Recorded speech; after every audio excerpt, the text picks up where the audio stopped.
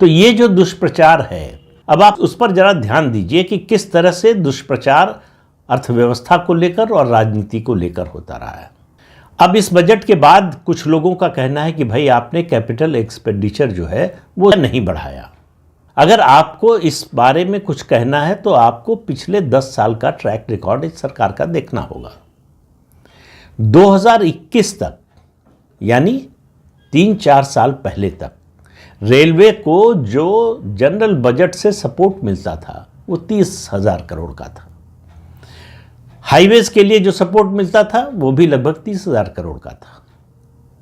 और 2024 में रेलवे को जो जनरल बजट से सपोर्ट मिलता है वो 2.5 लाख करोड़ रुपए हो गया, और हाईवेज को जो मिलता है 2,70,000 करोड़ रुपए हो गया। इतना बड़ा जंप जो है कैपिटल एक्सपेंडिचर में इससे पहले आज़ादी के बाद से किसी दौर में नहीं हुआ।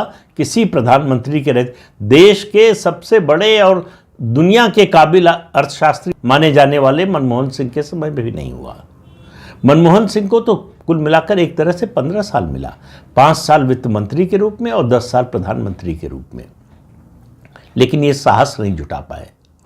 और ये साहस आता है आपके कॉन्फिडेंस से।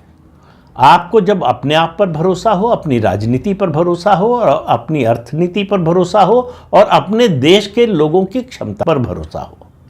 तो इस बजट ने बदला क्या है? इस बजट ने बदला ये है कि लोगों के हाथ में ज़्यादा पैसा आ गया। सरकार ने कहा कि आप जैसे खर्च करना चाहें वैसे खर्च कीजिए, बचाना चाहें बचाइए, इन्वेस्ट करना चाहें इन्वेस्ट कीजिए, या उपभोग के लिए खर्च करना चाहें तो खर्च कीजिए। उसके अलावा सरकार ने ये बड़ा स्पष्ट रूप से बताया कि हमारी इकॉनमी का जो ग्रोथ इंजन होगा वो एमएसएमई होगा, तो उनके लिए बहुत सारी सुविधाएं।